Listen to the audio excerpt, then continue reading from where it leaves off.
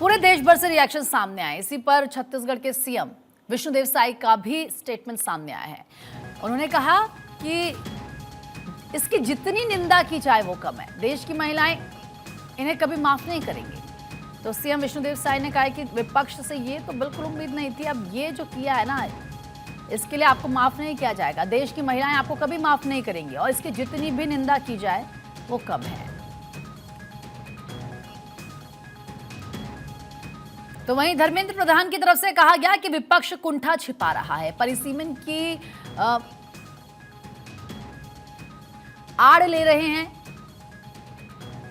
विपक्ष की नफरत सामने आई है। नारी शक्ति के हक से विपक्ष को पीड़ा है।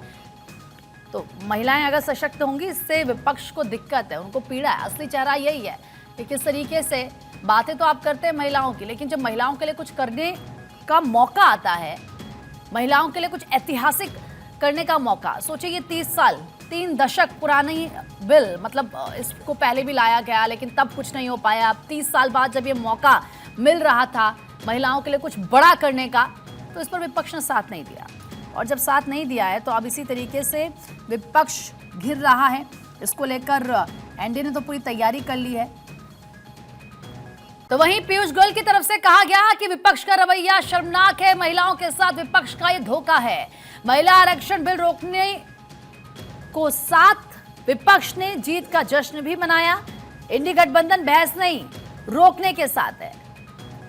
विपक्ष की महिला विरोधी मानसिकता सामने आई है। गद्दारी की सियासी कीमत चुकानी पड़ेगी। बहुत ज्यादा गुस्से में यहाँ पर पीयूष गोयल भी नजर आए और वो तो सीधा सीधा इसको गद्दारी कह रहे हैं कि महिलाओं के साथ आपने गद्दारी किया और इसका जो खामियाजा है वो आपको उठाना ही पड़ेगा।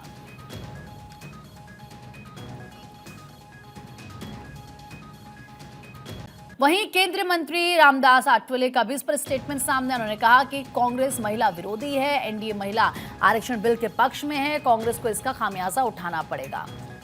तो सभी के यही स्टेटमेंट आए हैं सामने। कांग्रेस पर सभी ने हमला बोला है और वो कह रहे हैं कि देखिए ये बात महिलाओं के सम्मान की थी, उनके लिए जरूरी थी, महिलाएं आगे बढ़ती, लेकिन आपने ये बिल पास नहीं होने दिया, तो इससे आपकी मानसिकता पता चलती है। वहीं केंद्रीय मंत्री किरण रिजिजू की प्रतिक्रिया भी सामने आई है। विपक्ष ने महिला सम्मान का मौका गंवाया है। मौका मिला था विपक्ष को महिलाओं को सम्मान देने का, दिखाने का, लेकिन ये जो मौका था ये गंवा दिया है विपक्ष ने। महिलाओं के अधिकार की बात करते रहेंगे। किरण रिजिजू कह रहे हैं हम तो भाई महिलाओं की बातें करते रहेंगे, उनके अधिकारों की बातें करेंगे, उनके सम्मान की बातें करेंगे, उनके लिए हम लड़ते रहेंगे। लेकिन विपक्ष के पास एक मौका आया था जब खुद प्रधानमंत्री कहते कि अब आइए, क्रेडिट नहीं चाहिए मुझे, इस पर कोई श्रेय नहीं चाहिए हमें, बस आइए साथ दीजिए हमारी बहनों का। लेकिन ऐसा हुआ नहीं। अब इसको लेकर बीजेपी तो बहुत ज्यादा आक्रामक नजर आ रही है। तमाम जो लीडर्स हैं, आप देखिए किस तरीके से सीधा सीधा कांग्रेस पर, विपक्ष पर हमला कर रहे हैं और ये कह रहे हैं कि आपके पास एक मौका था, आपने वो मौका खो दिया है। सड़कों पर उतरेंगे, बताएंगे कि असली चेहरा आपका क्या है। ये यहाँ पर बीजेपी की तरफ से कहा जा रहा है। अब किरण रिजिजू का भी स्टेटमेंट सामने आया है। वो कह रहे हैं कि महिलाओं के अधिकार की बात तो हम करते रहेंगे। और आप देखिए इसीलिए कहते हैं कि बीजेपी को अगर सबसे ज्यादा वोट करती है तो वो आधी आबादी भी है। बीजेपी राष्ट्रीय अध्यक्ष नितिन नवीन का स्टेटमेंट सामने आया है। कांग्रेस महिला आरक्षण विरोधी है, ये उनकी तरफ से कहा गया। हम इसको लेकर सड़कों पर जाएंगे, देश की आधी आबादी के लिए हम प्रयास करते रहेंगे। राहुल गांधी की मानसिकता को देखकर आश्चर्य होता है। राहुल गांधी की मानसिकता का जवाब महिलाएं सड़कों पर उतर कर देंगी। तो नितिन नवीन भी यहां पर देखिए किस तरीके से आक्रामक रुख में नजर आए। उन्होंने सीधा सीधा कांग्रेस पर इसको लेकर हमला बोला और ये कहा कि इससे कांग्रेस की जो मानसिकता है, राहुल गांधी की मानसिकता सामने आई है और जवाब तो महिलाएं सड़कों पर उतरकर आपको देंगी।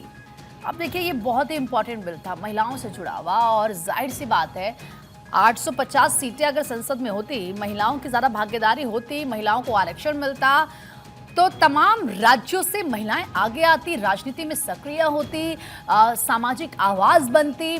और किस तरीके से, सबसे बड़ी बात आज के दौर में हम देखते हैं कि हर क्षेत्र में महिलाएं बढ़ चढ़कर काम करती हैं, लेकिन राजनीति की बात की जाए अभी भी थोड़ी सी बैकफुट पर नजर आती है। लेकिन अगर ये बिल पास होता तो महिलाओं की भागीदारी भी इसी तरीके से नजर आती। चिराग पासवान ने कहा विपक्ष ने एक बात स्पष्ट कर दी है, इंडी गठबंधन एंटी वुमेन अलायंस है, हमें प्रदर्शन करने की जरूरत नहीं है, आधी आबादी स्वयं इसका विरोध करेगी। तो देखिए चिराग पासवान कह रहे हैं कि हमें तो प्रदर्शन करने की भी जरूरत नहीं है, जो देश की आधी आबादी है, महिलाएं हैं, वो खुद ही इसको लेकर प्रदर्शन करेंगे, क्योंकि तो उनके हक के लिए बिल था, ये उनको सशक्त करने के लिए बिल था, ये उनकी आवाज़ को बुलंद करने के लिए था, ये महिलाओं को मजबूत करने के लिए था।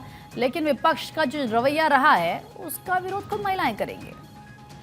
तो वहीं महाराष्ट्र के सीएम देवेंद्र फडणवीस की भी इस पर प्रतिक्रिया सामने आई। 131वां संशोधन बिल को लेकर उन्होंने कहा कि विपक्ष का महिला विरोधी चेहरा सामने आया है। ममता बनर्जी जैसी महिला भी इसका विरोध करती है। एक महिला है, खुद राज्य की मुख्यमंत्री हैं और उसके बावजूद वो इस बिल का विरोध करती हैं।